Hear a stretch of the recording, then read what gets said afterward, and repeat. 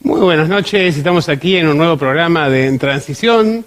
Una semana posterior a las elecciones PASO, unas elecciones que han dejado un resultado ambiguo todavía, ¿no? Bueno, en realidad hubo varias sorpresas en distintas provincias del interior.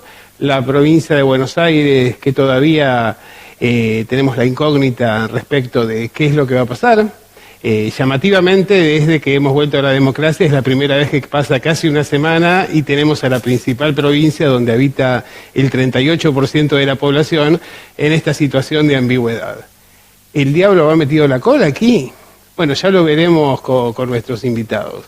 También hubo algunas performances que llamaron la atención, algunas por muy buenas, otras por no tanto. Quedamos a la espera de octubre, donde se va a jugar el verdadero juego, y en el medio el paro de la CGT, los atentados internacionales que siguen adelante, los desaparecidos que no aparecen, Milagro Sala que todavía está presa, y bueno, un montón de expectativas a resolver, mientras que el gobierno comenta que la economía se está poblando de brotes verdes y planea seguir adelante con sus políticas económicas y con el ajuste. Esto es En Transición. Y ahora seguimos para tratar de analizar con pensamiento nuestra realidad. ¿Qué dice, jefe? ¿Vio que no le fallamos? Su compadre ganó por muerte. ¿Se puede saber qué hicieron? Y cambiamos las urnas por una que preparamos nosotros. Estuvimos bien, ¿no? Sí. Gracias. Bárbaros. Miren, Partido Conversador, 4.526 votos. Partido Vertical, 0 votos. O sea que hasta el candidato de ellos votó por nosotros. ¡Imbéciles! Impugnaron los comicios por fraude. No diga esa maldita palabra en este templo de la democracia. ¡Fuera! Bueno, ya que estamos. Bueno, Raúl, ¿cuál es la reflexión entonces que te merece estas elecciones inicialmente? Las elecciones son para pensar, creo que vamos a estar pensándolo bastante tiempo más. En lo personal a mí no me gusta nunca ver las elecciones en caliente, sino dejar pasar un poquito más correr un poquito más el agua. Obviamente un país no sacamos los votos que estábamos esperando. Yo creo personalmente que hubo una polarización y creo que la economía no jugó un rol importante en estas elecciones. Creo que la economía quedó fuera, quedaron muchos más las pasiones y los afectos, es decir, los amores y los odios. Y no hubo una elección hacia propuestas, no hubo una elección que tiene que ser una elección de medio término un poquito más tranquila, empezar a discutir sobre las cosas que se van a definir en el Congreso en los próximos años. Tenemos un Poder Ejecutivo que dice que tiene una reforma impositiva, que tiene una reforma laboral, y obviamente ante las elecciones es el momento de explicar cuáles son para que cada uno de los ciudadanos podamos debatirla y después elegir en función de eso. Pues eso no se está, no se ha guardado todas las cuestiones técnicas y se ha trabajado sobre las pasiones. Y lamentablemente eso no es bueno, no es bueno votar de esa manera y bueno, se hace difícil así programar un país para adelante. ¿Vos coincidís, Quito? La verdad que no sé si coincido, ¿no? Porque eso tiene que ver con cómo uno lo percibe. Tal cual. Lo cierto es que nosotros, en la lógica del todavía no hemos hecho una evaluación más seria y acabada, así que no puedo hablar como Martín Fierro, pero voy a tratar de transmitir más allá de esto de las pasiones, bien intentar, digamos, hacer un análisis desde mis pasiones. Nunca mejor elegido el video, porque realmente el macrismo, Cambiemos, el nombre que le querramos poner, vienen por llevarnos al preperonismo, por decirlo de alguna manera. a una instancia en la cual verdaderamente los trabajadores no tengamos los derechos, o el pueblo, el campo del pueblo no tenga los derechos que hemos adquirido en estos 70 años. En esa situación en la que nos encontramos, y verdaderamente esta última elección pareciera ser bastante parecida al fraude patriótico, digamos, y esa gráfica que era empujada en momentos de dictadura, ese sketch o esos sketches, en desmedro de la política, que es la única herramienta que tiene el trabajador y el pobre para poder transformar la realidad.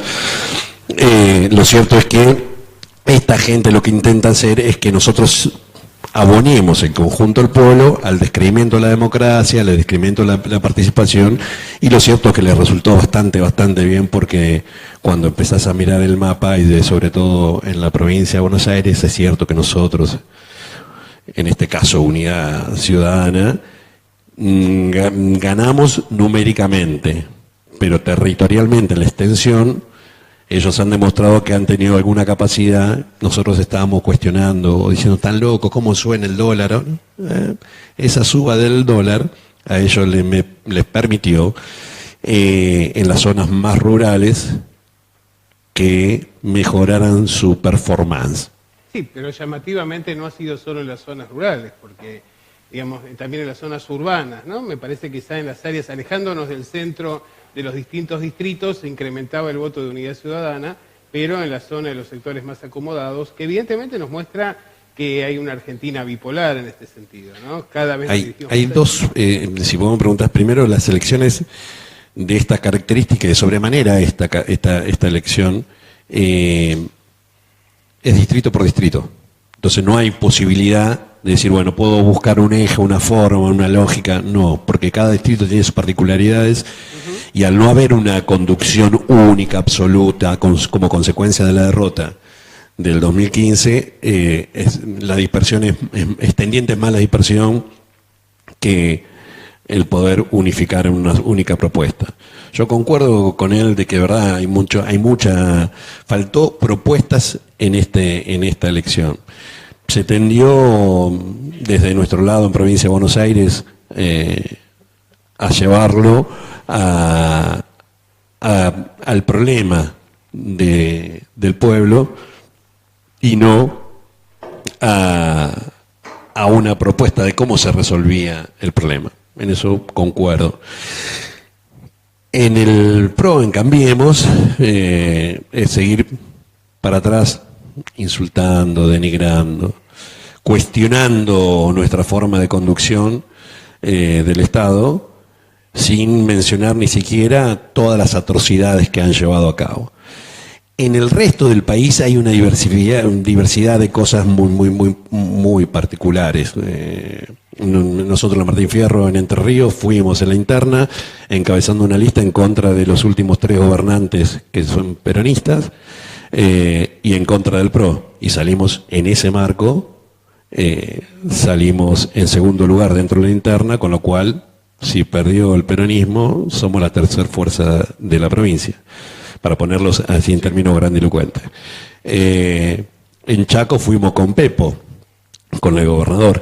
Pero por eso digo, si nosotros quisiéramos hacer un análisis de la realidad nacional, es muy complejo, porque las particularidades de cada una de las provincias llevan a definiciones concretas en cada uno de los lados, pero la falta de propuesta hacia adelante es una cosa que se caracterizó. Sí, creo que faltó básicamente política, ¿no? La política de todos, ¿no? Todos somos responsables, todos tenemos que hacernos cargo, y tenemos que cambiar eso para las elecciones verdaderas, ¿no? Porque estas son las PASO, ¿no? Debemos repetir eso varias veces.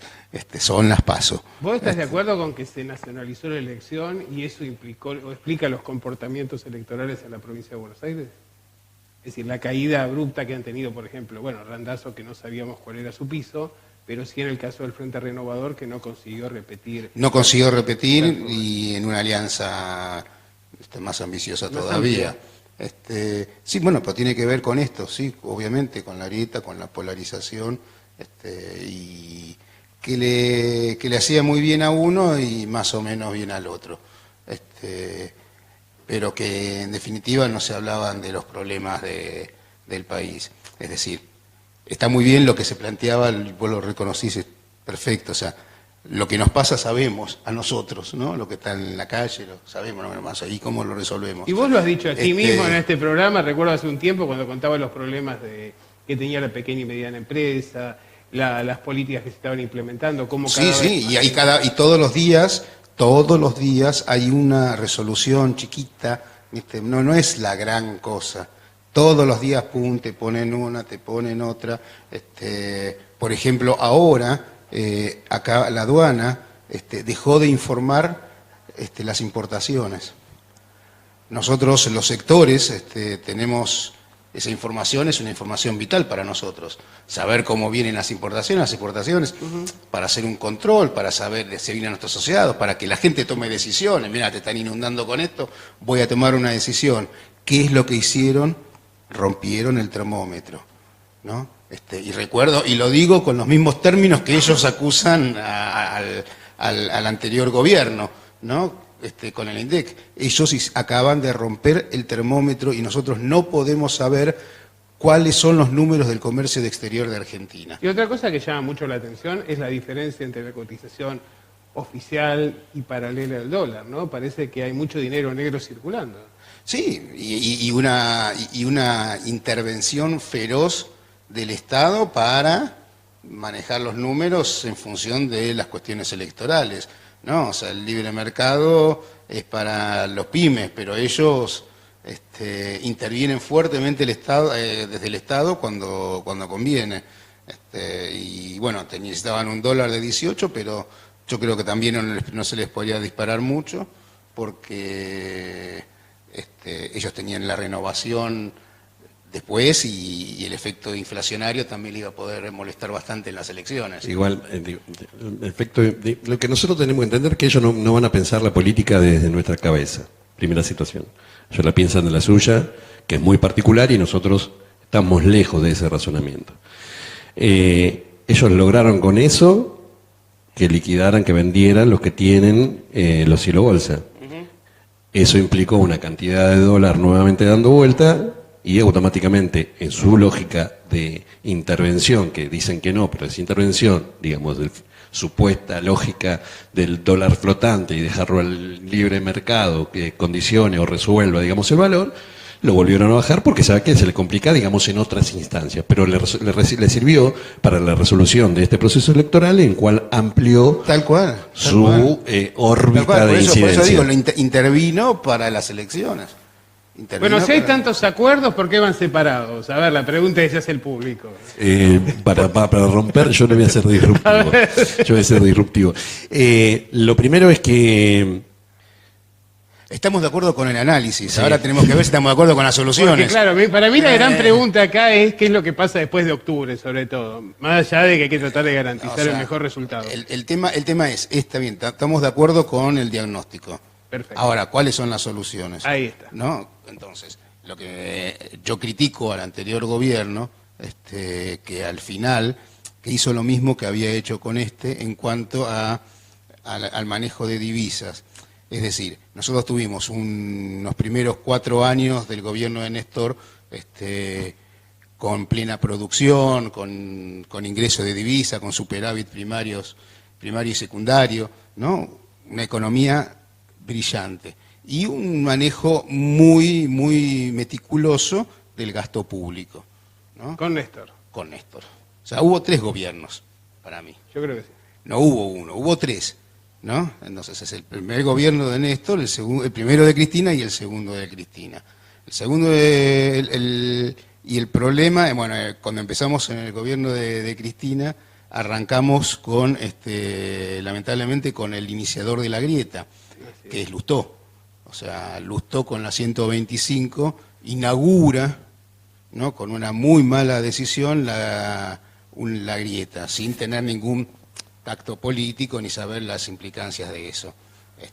Yo creo que la grieta cultural es histórica. El problema la grieta cultural es histórica. En ese periodo se inaugura con eso, ¿no? O sea, se inaugura con eso, que hubo piquetes de los ruralistas, Piquete de ricos. Piquetes de ricos.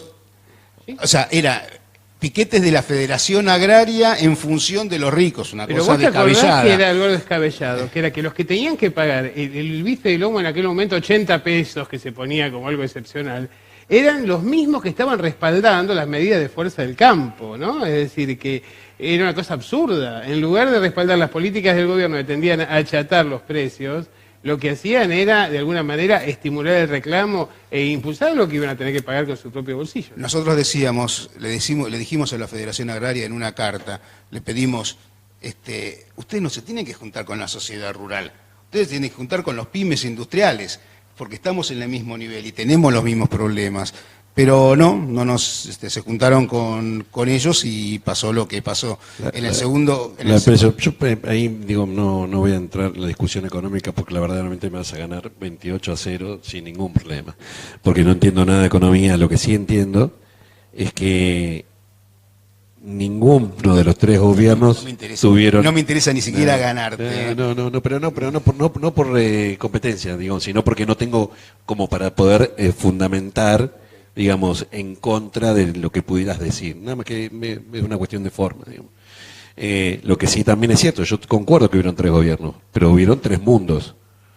No es que... Seguro. Porque si no pareciera ser que simplemente los errores son como consecuencia de un accionar interno, y me parece que en el medio tuvimos bastante otro tipo de complejidades en el mundo que llevan a que, digo, el Papa está cuestionando la financiarización del sistema capitalista que viene desde antes, pero que se ha profundizado de la crisis del 2008. En esa lógica me da la sensación de que nosotros también tenemos que contextualizar cuando analizamos los tres gobiernos. Hasta inclusive concordaría con la cosa que no dijiste, el tercer gobierno, que casi que fue una cosa para durar.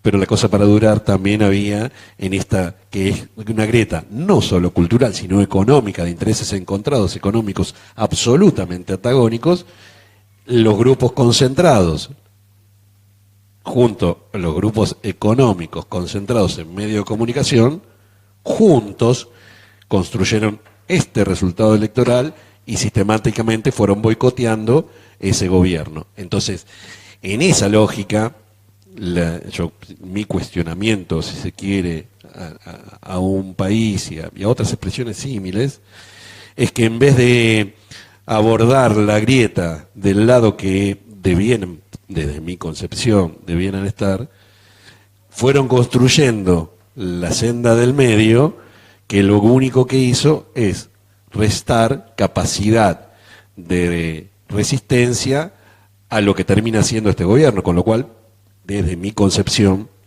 ustedes tienen responsabilidades, nosotros por haber ejercido el gobierno y no haberlo resuelto, o haber hecho un montón de cosas mal.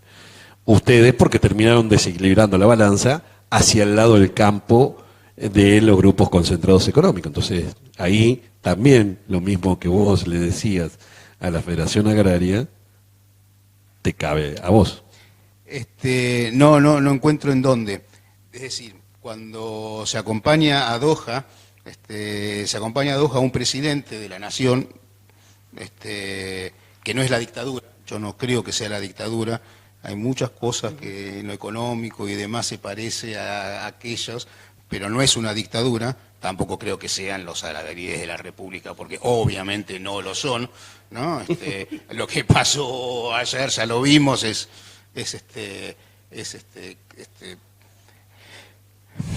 Sí, es gravísimo. Realmente cagarse en todas las instituciones de la República. No había forma de decirlo de otra manera. No tenía otra forma de decirlo. O generar descreimiento en las instituciones, en la sociedad. ¿No? Entonces, bueno, obviamente no son la dictadura, no son la República, pero por lejos. Pero en su momento no lo son, pero dicen serlo, y parece que hay un sector de la propiedad, de la sociedad, que está dispuesto a creerles, ¿no? Por ejemplo, en este discurso de Lilita Carrió, cuando uno repasa el pasado de Lilita Carrió. Pero está muy bien creer en la República y creer en la República. Sí. El problema es demostrar que no son ellos los garantes de la República, o por lo menos no son ellos solamente. O sea, la República se va a definir mucho más por la oposición que por el oficialismo, porque en las dictaduras hay oficialismo, pero no hay oposición. Entonces, esta cosa de la democracia se define por el oficialismo y por la oposición. Y nosotros somos claramente oposición. Tengo 2 minutos para cada uno porque se nos acaba. No, ahora quería responder, por ejemplo, lo de Doha, ¿no? O sea, cuando uno va y dice, bueno, vamos a buscar inversiones, yo necesito que la oposición le diga a la gente que va a invertir en producción, que va a invertir en bien para el país, que hay una oposición que también respalda eso. Ahora bien, cuando él va sin ningún proyecto, a buscar guita de donde sea, a lo que sea, no con un proyecto nacional a ver qué es lo que quieres invertir, sino vengan y tráiganme plata, hagan lo que quieran, bueno, ahí ya nos retiramos.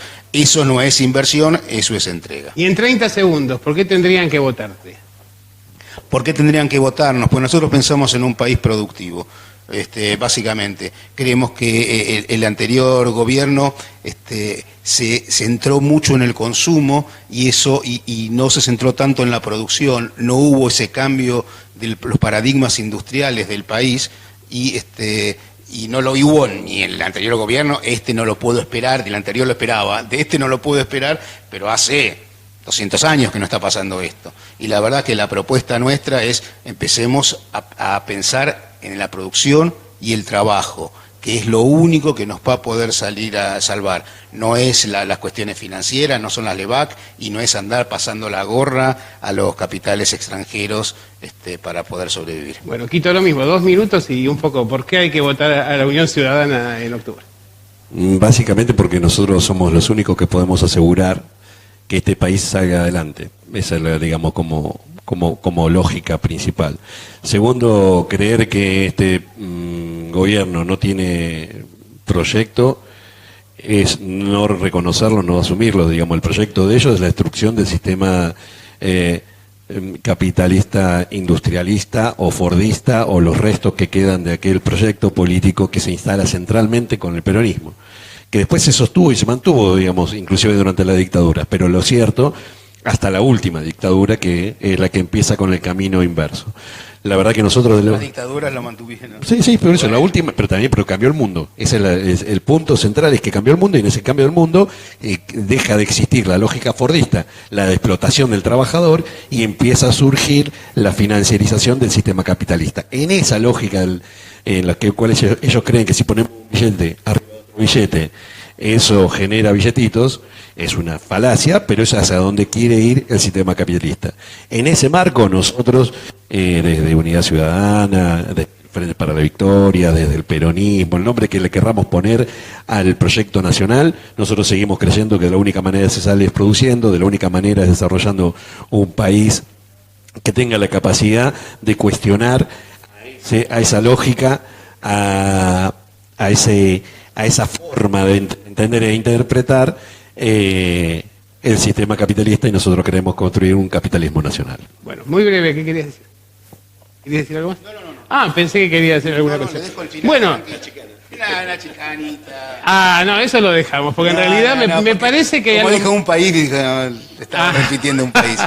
Me parece que hay algo muy importante, que es que, bueno, estamos empezando a escucharnos, algo que a lo mejor nos faltó durante bastante tiempo. El diagnóstico en buena medida es coincidente, hay algunas diferencias, y bueno, está todo por construir. Espero que a partir de octubre empecemos a sumar, sin chicanas, y efectivamente tratar de recuperar lo que es una tradición de trabajo, de producción, de inclusión social y de integración latinoamericana que este gobierno está tratando de archivar a pasos muy acelerados. Vamos a un corte y seguimos aquí, en Transición.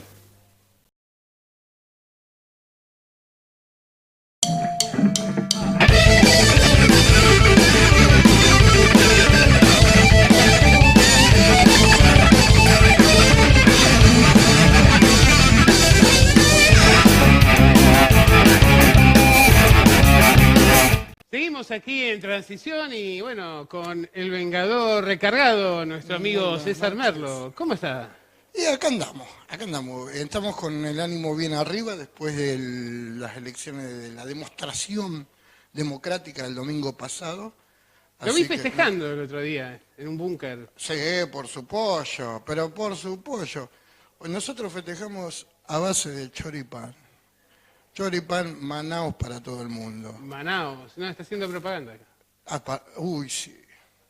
Bueno, pero eso sí para es atrás. marca, no. No la haga, no la haga. Bueno, no. Bueno, ¿qué tiene para nosotros? Tenemos el resumen de noticias de esta semana, a ver si podemos empezar viendo la primera noticia, que es así. Sobre las coimas de la bonaerense, echan otros 7 comisarios en La Plata. Vidal puso 7 comisarios. En reemplazo, a ver si nos entendemos, en reemplazo a los que había echado por coimeros. Ajá. Que en reemplazo había puesto a los que había echado por coimeros. Que en reemplazo, a más o menos hace 2 años están recambiando comisarios a lo loco. ¿Pero no tiene otros comisarios para poner? En algún momento se va a quedar sin nadie para poner ahí. Usted dice que antes de tener comisarios que no son coimeros se va a quedar sin comisarios. Y bueno, peor era el de antes. Es muy grave su acusación. Había uno que estaba acusado de traficante. No me hace sentir seguro usted. Yo creo que necesitamos acá arriba haciendo una denuncia.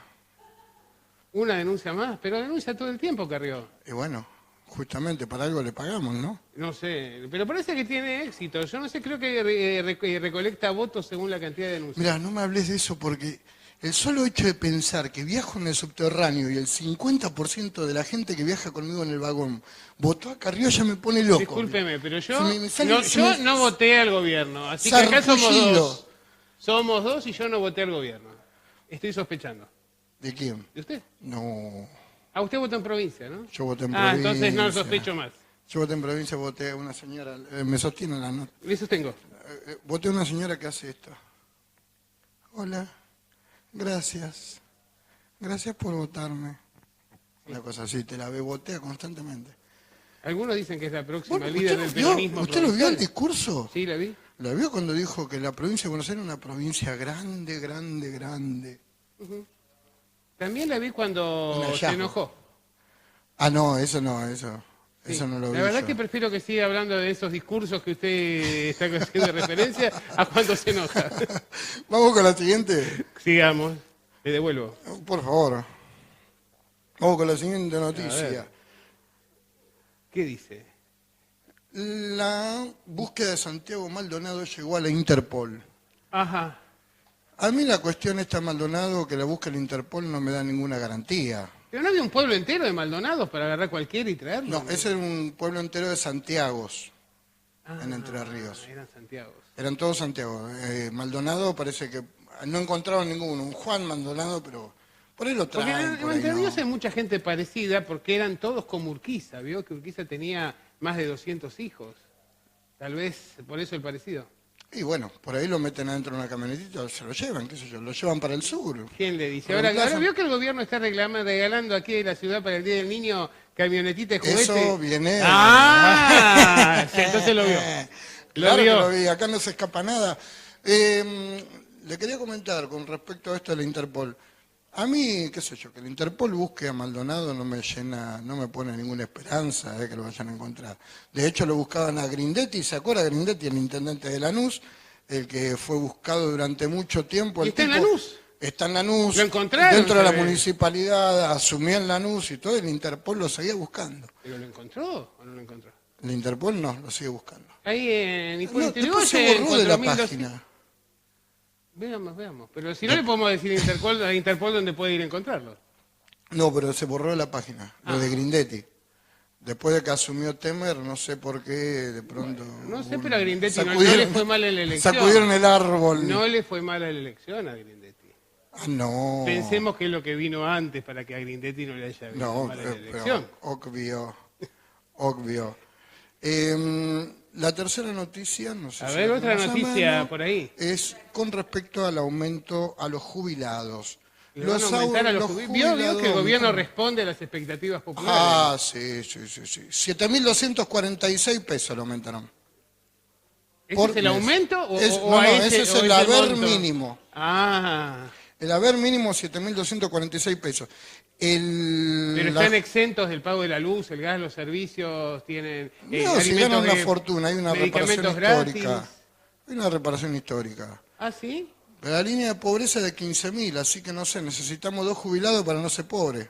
Claro, Ay, uno tampoco. es 2 pobre y el otro jubilados no. y el brazo de otro. Le damos todo el dinero a uno y así uno es pobre y el otro no. Claro.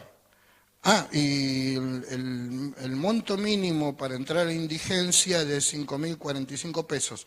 O sea que los jubilados están logrando un ascenso social Bueno, muy ya importante. no son indigentes. Por 120 pesos no son indigentes, ¿eh? Eso sí, rescatemos siempre lo positivo. Pueden ver la novela completa. Bueno, Siguiente sigamos con la noticia. próxima. La siguiente noticia dice que la FIU recibirá información del exterior para cotejarla con datos del blanqueo. Así que si usted tiene cuentas en el exterior, bienes en el exterior y no los declaró, el brazo largo de la FIP le va a caer encima. Usted es contador. Soy contador. Dígame, sí, ¿cómo señor. explica que existe una brecha tan grande ahora entre el dólar oficial y el dólar paralelo? Bueno, porque hay una parte que se, ¿No hubo blanqueo? Se negriza. ¿Sigue estando en negro pese al blanqueo? ¿O se No, negriza digamos después? que es el dólar blue todavía. Ah, Es el dólar blue, no es el dólar negro. porque Es yo muy escuché a un feo. comentarista, un analista de estos que están por TN normalmente, y decía que en realidad existían como algo de raviolada, habló, y que existía mucho dinero negro en nuestra economía, pese a lo que había sido el blanqueo. Que ¿Usted por está eso- diciendo que acá hay una economía paralela en negro? Eso lo dijo Willy Cohen, no lo dije yo. Pero qué feo. Pero Willy Cohen Qué feo. trabaja con Longobardi y no trabaja en el C5N. Es muy feo lo que está diciendo. ¿Le parece? Bueno, ahí Bueno, vemos, igual, de todas el maneras- periodismo independiente hace sus denuncias. De todas es maneras- una reivindicación esta. No, sí. De todas maneras, le digo una cosa, que si usted tiene bienes en negro en el exterior, la única forma que puede llegar a zafar es haciéndose miembro del Gabinete Nacional. Hasta el presidente tiene cuentas offshore, así que en esa no las tiene que declarar. Bueno. Es una positiva, qué sé yo. Una ¿Tenemos una alternativa más? Por supuesto, siempre Una hay una más. más. Burrich habla de politización del caso Maldonado. Impresionante el hallazgo de Burrich el gobierno tiene 3 paradigmas en los cuales se maneja siempre, ¿no? Ellos nunca tienen la culpa de nada. O las cosas se politizan, o son una mafia, o hay una tercera que es parte de la pesada herencia, ¿no? Mi sobrina, por ejemplo, o sea, Sí. que es votante me viene el otro día y me dice, ay, sí, porque me saqué un 4 en la prueba de matemática. Te sacaste un 4, es un desastre, sí, bueno, pero es culpa de la pesada herencia del gobierno anterior. Y bueno, ha quedado una deuda en el sistema educativo. Pero Pero debe por estar corregida a supuesto. esta altura, ¿o no? No sé, No está corregida. no sé.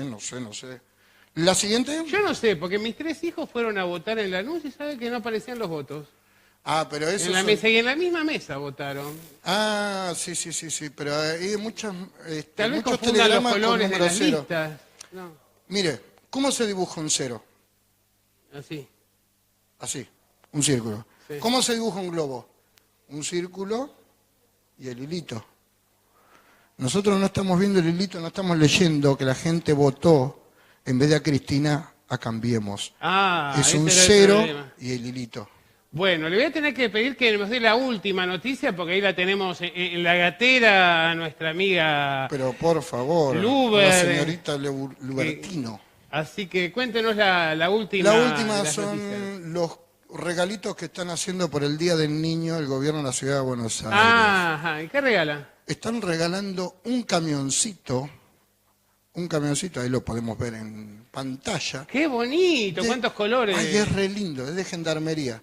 ¿Será industria nacional eso? Me parece que no, porque la gendarmería no tiene esos colores aquí. Bueno, pero es de gendarmería, está lindo.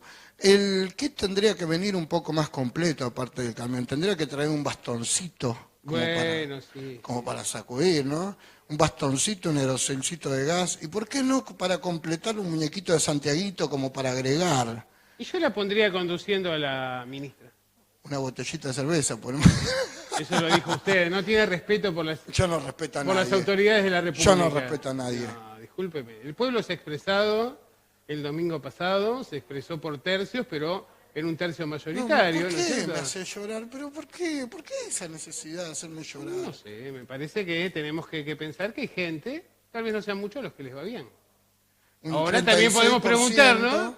preguntarnos cuál es el costo de que a un tercio de la población le vaya no tan mal o muy bien. Y no sé, este mes tenemos que pagar aumento en celular, en el gas, en la luz y el colectivo. Y se anuncian Antes de en las octubre. prepagas para aquellos que son trabajadores en blanco y que derivaban a una prepaga, ahora le quieren incluir un aumento del 15%, un impuesto adicional. Sí. Así que, Ahí sin hablar, no cuídate. hablemos del impuesto adicional a Netflix, Ajá. porque lo van a hacer vía retención a todos aquellos que están pagando Netflix, por vía retención van a hacer el pago del IVA y de ganancias. Menos mal que tenemos el fútbol para todos todavía. No me diga que no lo tenemos más. No, pero si lo prometió el 200. presidente, dijo, durante toda mi gestión tendrán fútbol para todos. Ah, sí, Habrá si tenés revolución una de la radio alegría. Espica, yo tengo una radio Espica en casa, la voy a ver. Bueno. Usted me amarga. Mire, lo único que le pido, disfrute de este fin de semana largo, que se viene, que es uno de los últimos que nos han dejado. Haga como Vidal o haga como Macri, que después de la campaña se fueron al sur a pasar el fin de semana de vacaciones, pobre, porque estaban de campaña. Ahora no sé por qué estaban de campaña, porque si bien ninguno de los dos estaba candidateado a nada, así que me imagino que por la pelea que tienen con los mapuches, debe ser la campaña del desierto, la sexta campaña, ¿no? Porque la primera fue 3 de Martín Rodríguez, Sí. la segunda de Rosas, tercera Roca y la sexta ahora Macri Burrich. Bueno, ya vamos a hablar, pero ahora lo tengo que despedir, Vengador. Bueno, querido. Nos vemos la semana próxima. Hasta la semana que viene. Y bueno, y vamos a un corte y seguimos aquí con Luder en Transición.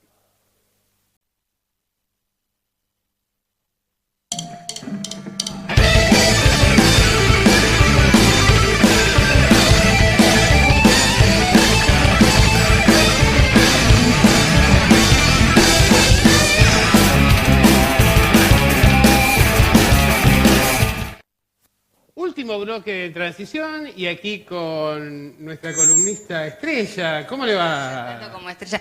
Bueno, muy bien, viniendo desde la Facultad de Derecho, ahí cada 15 días voy a estar pasando este tránsito de la calle Pueyrredón bastante atascada, pero muy bien, porque yo estoy haciendo mi especialización en Derecho Ambiental, así que estamos corriendo. Y viene con un tema bastante preocupante hoy. Bueno, no sé si es preocupante, esperemos que se despeje prontamente, pero es un tema que nos remite como si estuviéramos en el pasado, al túnel del tiempo. Se dio en esta semana una larga audiencia ante la Corte Suprema de Justicia de la Nación, porque llegó a la Corte, a la instancia de la Corte, un amparo que se presentó hace bastantes años por el tema de la educación religiosa en las escuelas públicas de Salta. Cuando hablamos de educación religiosa, en realidad estamos hablando de educación católica que se imparte actualmente en las escuelas públicas de Salta. Este tema había llegado a mí hace muchos años, cuando yo era presidenta del Instituto Nacional contra la Discriminación, la Xenofobia y el Racismo, porque un grupo de papás y de mamás de niños que iban y niñas que iban a la escuela pública en Salta plantearon la inconstitucionalidad de que hubiera educación religiosa, educación católica en las escuelas públicas. Básicamente porque desde la ley 1420 la escuela pública ha sido el lugar común para todas las personas de todos los credos, de todas las religiones, y obviamente, lo dijimos en aquel dictamen del INADI en el 2008-2009, y un poco este es el debate que se dio en estos días ante la Corte, es discriminatorio para aquellas personas y familias que profesan otro culto u otra religión, básicamente también en Salta, una provincia con la mayor diversidad de pueblos originarios que tienen otra cosmovisión. Obviamente esto viola varios derechos. En primer lugar, viola la privacidad de las personas. Nosotros entendemos que obliga a las personas a tener que develar sus creencias más íntimas, como son las creencias religiosas, fundamentalmente estigmatizando y segregando eventualmente a los niños o niñas de otras religiones o de familias que no son creyentes o que son de pueblos originarios, porque los obliga o a cursar una materia o una confesión de la que no son parte para no sentirse discriminados, o a salir del curso, del grado, cuando se imparte esta materia, generando claramente una segregación de los chicos que son diferentes a la mayoría. Y por supuesto también esto puede ser utilizado para hacer un listado, un registro de las personas que no van a tener esos boletines con esa nota o esa materia. Eso infringiría también la ley de datos que son sensibles, considerados sensibles. Pero bueno, por supuesto, en esta audiencia que duró 2 días ante la Corte, hablaron distintas personalidades, juristas, ONGs, de distintas posiciones y pensamientos, pero básicamente te lo puedo sintetizar en que, si bien había una larga lista de participantes que son de la Universidad Católica Argentina o de grupos confesionales, básicamente la mayoría de los que hablaron de grupos religiosos que no son católicos, hablaron en contra de la educación religiosa en las escuelas, si bien planteaban que defienden, digamos, la libertad de cultos, pero fundamentalmente nosotros vemos a la escuela pública y su laicidad como el mejor paraguas protector de la diversidad cultural y en este caso la diversidad religiosa. Recordemos que hay una grave situación a lo largo y ancho del país porque tenemos una ley, por ejemplo, de educación que establece la necesidad de incorporar la perspectiva de género en el ámbito educativo y también tenemos una ley que establece la obligatoriedad de la educación sexual desde el nivel inicial hasta los niveles secundario y terciario, y esto no se está cumpliendo en todo el país, y fundamentalmente en las provincias donde hay una intromisión de la educación religiosa, léase católica, en las escuelas, es precisamente donde hay mayor déficit.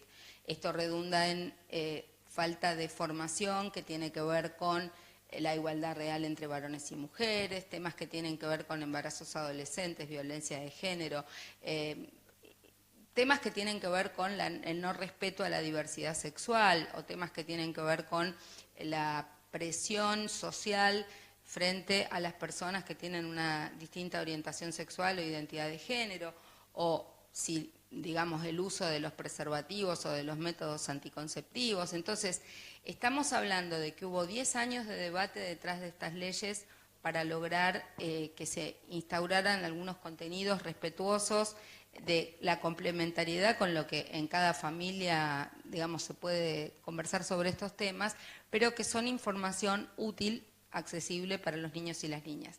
Lo que también se dice es que esta educación católica también se puede recibir en otro tipo de colegios. De hecho, hay colegios privados que tienen educación de distintos cultos y eso no solo católica, ahí está. Estamos respetuosos en la Argentina de que haya colegios privados que tienen educación. Se argumenta que no todos los niños tienen recursos como para pagar educación privada, pero también lo que decimos es que la formación en un culto o en una práctica religiosa o en una doctrina religiosa puede hacerse en otros ámbitos como es el ámbito de una iglesia y no necesariamente en el ámbito educativo.